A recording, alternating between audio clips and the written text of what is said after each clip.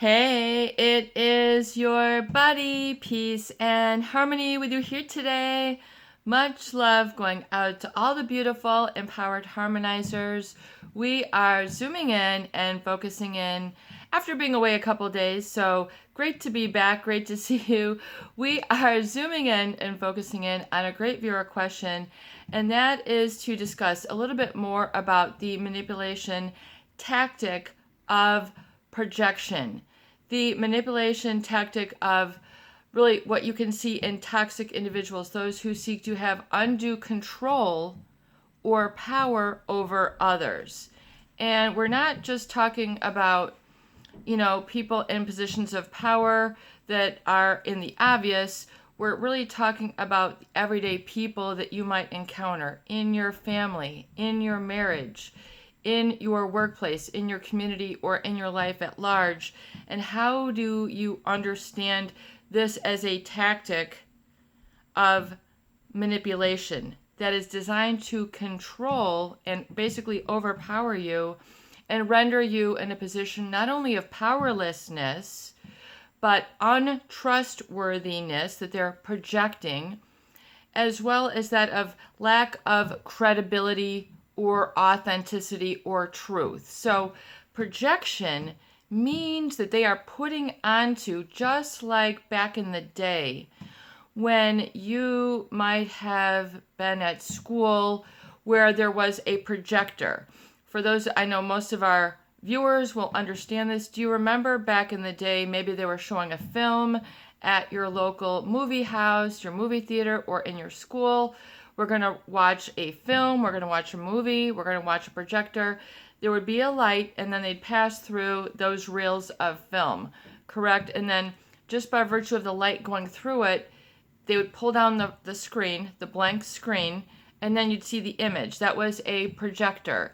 So in other words, the image, the information that they have is then being projected onto a blank surface so you can, see that. So the tactic, the manipulation tactic of projection is very much like the same way.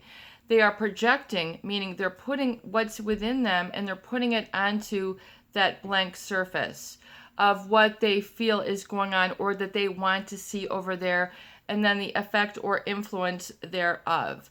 So, for example, and to give you kind of a parallel, because a lot have people have done the mistake or experienced the mistake for decades in their life that they were the ones at fault. In other words, they took it all personally.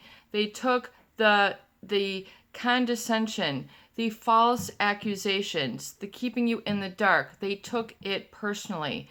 Maybe you were singled out. Maybe you were the only girl. You were the only guy.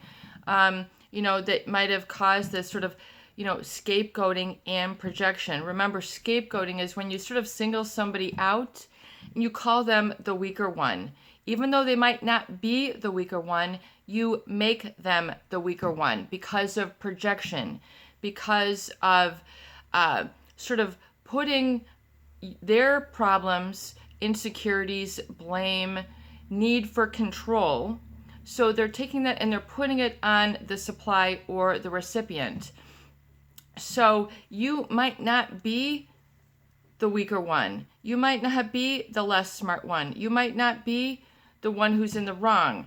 They are creating that in you. Does that make sense? So they're putting this where it does not exist. They're creating a situation based on their needs, based on their insecurity, based on, namely, their needs to have control over others. So controlling others means if you can control the outcome of a situation, you can always have it set up so that everything is for your best interest. So easier on you for what you want, for what gets the other person ahead, to put them in the superior position or put them in the rule-making position, where the people then are then exploited, kept in the dark, and powerless. In other words, there's nothing that they can do to sort of eradicate that, and they just have to end up taking it, personally at face value. And then they tend to believe that there is that inferiority about them, that they are not sharp, that they're not smart, that they're not wise, that they're not caring, that they're wrong. So it's false accusations. It's pointing the finger at you. It's mistreating you by perhaps even concealing or withholding information to keep you in the dark. That is a way of projection. Meaning, to understand, namely, is you have to understand that it's meant to put you down, cause you to become quiet, and not argue, because in arguing with a projectionist, someone who's always projecting blame, guilt, wrongdoing, personality defects, basically they're creating all this in their own mind. And when stop doing this, always trying to control others so it can make their life easier, even though it's a completely unfair, unjust, and imbalanced way of treating people, specifically people who have a need to control others and feel superior, like the narcissist or someone who it might even be psychopathic, who has no conscience. They will use these tools to so a lot of people, they feel guilty and then they haven't even done anything wrong. This is a good testimony to know that you are, basically when you're being projected upon, it's putting a black cloud over your head where there's sunny days, and so you don't encounter any positivity with this person. You don't encounter any sunny days with this person. It's like perpetual rain. It's perpetual dark clouds. It can be very demeaning, very demoralizing, very disheartening. What do you have then to direct yourself if you are disheartened and demoralized, feeling that you are powerless? And then so by default, even though people don't understand why, this person gets away with it. They are the one who's quote unquote right. They're the one who's projecting all this situation, oftentimes, which is like their own really sort of emotional vomit, if you will, onto others that they can't process or digest, because they don't want to admit responsibility, they don't want to admit wrong, they don't want to admit that they're too demanding, they don't want to admit that they have perhaps excessive need to control others. So they will oftentimes exhibit this and be relentless. In other words, they are not going to or want to or have a desire to change. They don't feel that they're doing anything wrong. But projection is most insidious because it makes people, enter into powerless and confused and fearful states, where then they have to then deal with it by becoming over obligated to the source of the projection. They become trauma bonded and negatively connected like a cord with the source of the abuse. So it's like the cycle then just runs itself. It becomes an automatic. And then if you're exposed to it long enough, it really becomes imprinted and embossed sort of in the neural network, and really then in the hearts, in the bodies, in the minds of those individuals who encounter this treatment. Meaning, and I will give you a parallel to give you an example, because I think some of these analogies help you to see the how it relates. So it's very much like this. Have you ever worked at an organization or where or if, let's just say, for example, at a bank, and you've got the customer coming in. You might have all seen this, or at a grocery store or any other store probably. Let's just say in a bank, the customer comes walking in there, marching in there. You guys did this. What do you mean by this? You guys did this to my account. Why did this not get paid? I wanted you to pay this bill. You didn't do this right. Now I've got these charges. You guys. Or either they come in person, or maybe it's on the phone, and they're basically holding that person hostage. Blame. Why did you do this? You messed up my account. My bill didn't, it's all about them. They're saying the bank, the store, whoever made the mistake. And it's usually this energy, sort of negative, hostile tone, the look in their face, the level and volume of their speech. and, blaming this person, accusing the other, and then, the person then, is just saying, sometimes is paralyzed, oh my God, what did we do wrong? This place is just terrible, and then they end up believing the lies of that person. Yeah, we made, it's our error, we did you wrong, we made this mess, and so they feel that automatically because the force with which the person comes at them, you can't see any other options. It's just blame, blame, blame. You're wrong, you're wrong, you're wrong. What do and so people then, not only when they do that, they not only do they feel guilty, but then they start to doubt their own reality, doubt their own truth, doubt their own voice. They get shut down.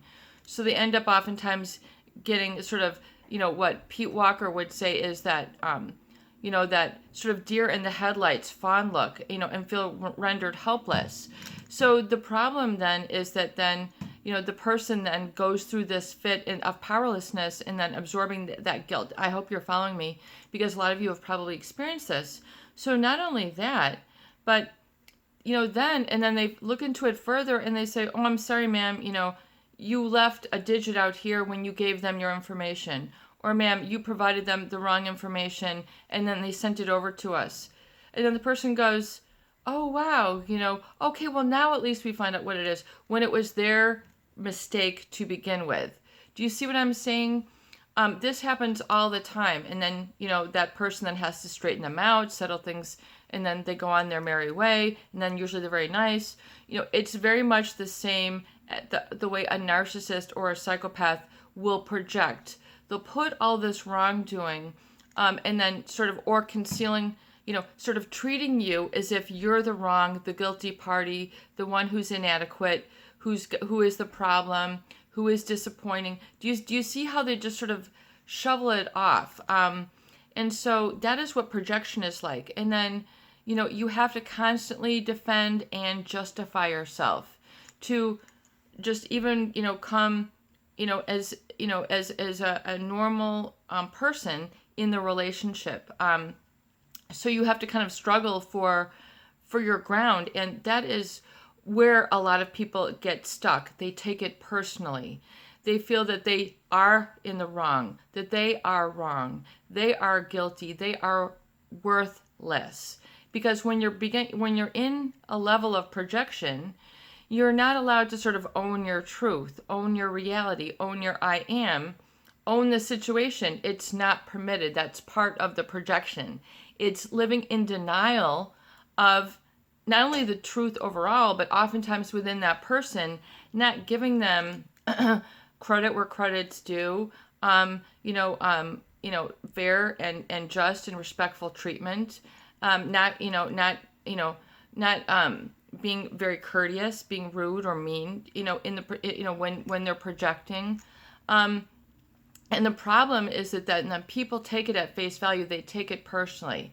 Maybe I am unintelligent. Maybe I am asking too much. Maybe I am too demanding. Maybe I don't own any truth. Maybe I am, so all this, so people then aren't able then to own their truth or their reality. And if this goes on for a long period of time, this needs to be recovered. Because especially if it's made you powerless, unseen, unheard, behind, not communicated with, snubbed off, all those situations are typical defenses of a toxic person to control others. It is a manipulation tactic. It's important that you understand and see it for what it is, so you don't feel just sort of emotionally held hostage and repressed by this sort of mistreatment of others, so they can, get what they want. Claim your freedom, claim your I am, claim your personal power, claim your truth, claim your heart, claim your senses as they all kind of come together into many dimensions. It's very important that you restore that to yourself to own your power. This is your buddy, Peace and Harmony, with you here today, and I hope that these videos do help. Please share, please subscribe, and please donate for more great tools, videos, discussion, and support. Peace out and have a beautiful day.